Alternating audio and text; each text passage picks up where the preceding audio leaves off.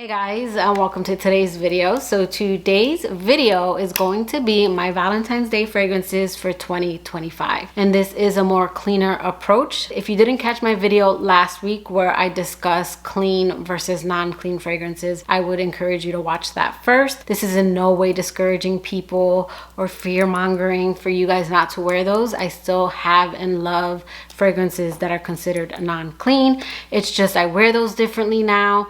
And on a more daily basis, I am trying to head in a more cleaner direction. So I wanted to put a video out there with some clean options and compare them to other popular fragrances. And then if you guys want other options, I will have my Valentine's Day playlist linked down below where I go over day date fragrances, Netflix and chill, and date night. So we have 15 fragrances to go over. So let's go ahead and get into the video. Okay, first up, we're gonna go over the House of Kayali. Now, Kayali isn't a clean brand, but it is considered cleaner because it is paraben, phthalate, sulfate, and gluten-free. It does contain ingredients, which I'm not gonna try and pronounce, so I'll just show them here on the screen, that isn't considered clean. But it is a more cleaner option, so I wanted to mention them because you guys know that I love Kayali. So we're gonna start with Kayali's Vanilla Candy Rock Sugar. And this one has candied pear, this one has bubblegum, white caramel, rock sugar, it has vanilla cream.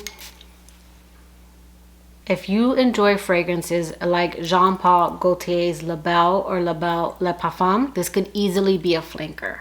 Doesn't smell exactly like those fragrances, but it could definitely be a more candied flanker to those. It's sweet, fruity, you get the pear, you get the candy, the bubblegum.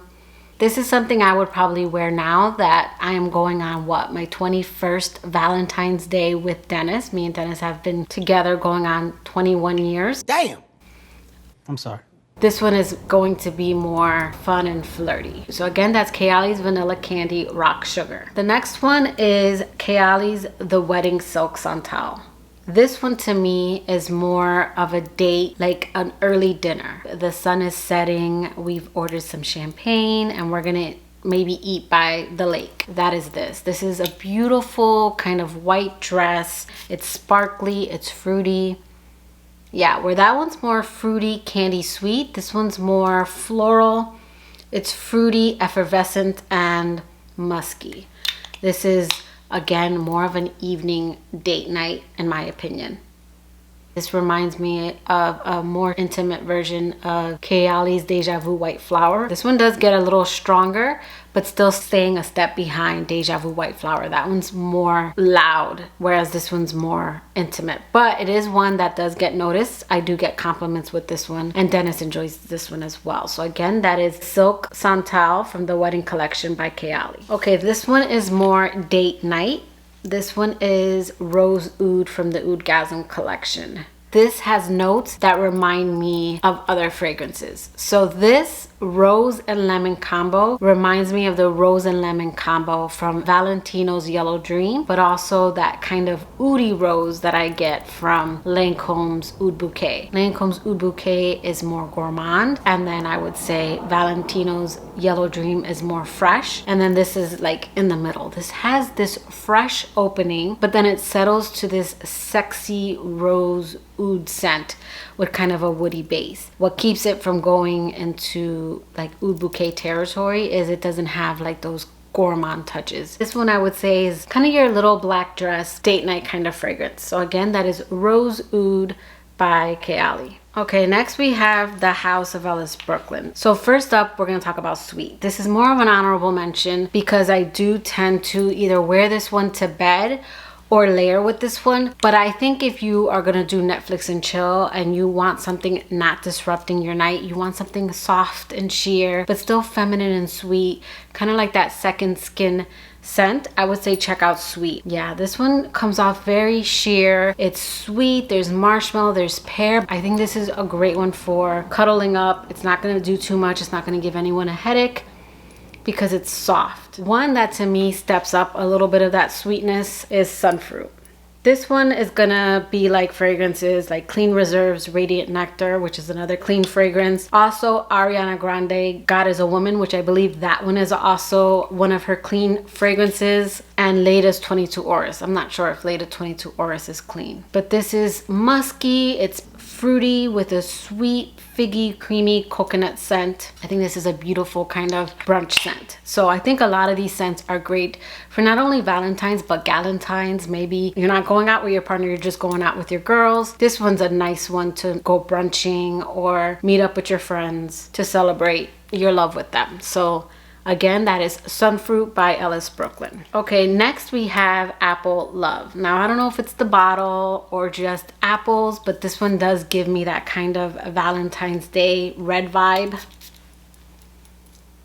Yeah, this is another one I like to layer with. In fact, a lot of these fragrances I think are beautiful for layering. This one I layer with Kayali's Eat and Juicy Apple just to give me a little bit more of an apple kick, because the apple in here is more blended and it's more of a sweet apple. This one reminds me of a more grown-up version of Ariana Grande's Ari, the original and sweet. So if you want something fruity, sweet, fresh, I would say check out Apple Love. Okay, and then I did put this one at the last minute because I do find the note of rose to just be beautiful for Valentine's Day. And this is a gorgeous rose scent. It's clean, fresh. It's got this beautiful kind of dewiness. I don't know if there's peony, but this reminds me of those kind of rosy peony scents. When you think of fragrances like, this doesn't smell exactly like, but if you think of Armani's Pivon Sujo, you want a more clean version, that's what you're gonna get with this one. Again, not the same. I would say Pivon Sujo is a little bit more blended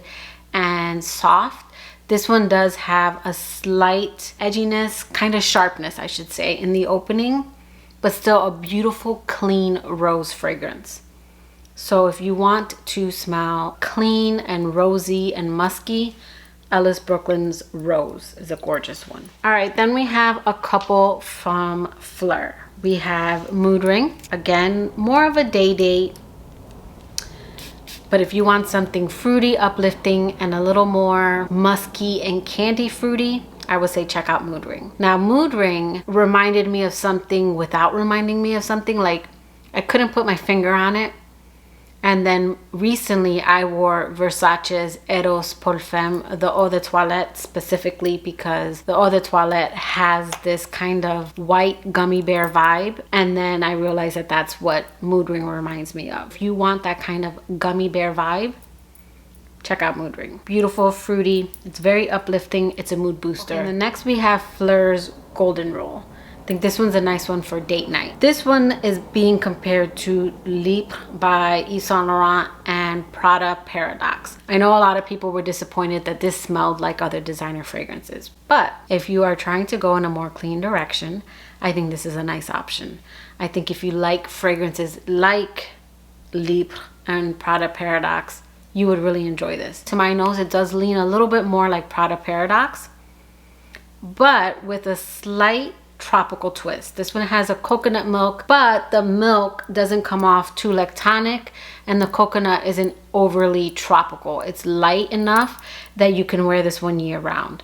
This is like a Prada Paradox summer flanker. But again, you can wear this one year round because the coconut in here is very soft and almost like coconut water, in my opinion, than coconut milk. This one doesn't come off lactonic on my skin, but it is a very beautiful kind of classy floral fragrance, and that kind of coconut gives it a nice twist in my opinion. So I do really enjoy this one so far, and I think this would be a beautiful date night scent. So again, that is Golden Rule by Phlur. All right, then we have a few by the Seven Virtues. So I would say if you want another kind of Netflix and chill, something soft, something that's not going to be too loud or overbearing, I would say check out Amber Vanilla by the Seven Virtues. And I would say this is going to be for people who maybe don't love vanilla. Like, I love the note of vanilla, but I don't like overly vanilla fragrances, but this one is just gorgeous.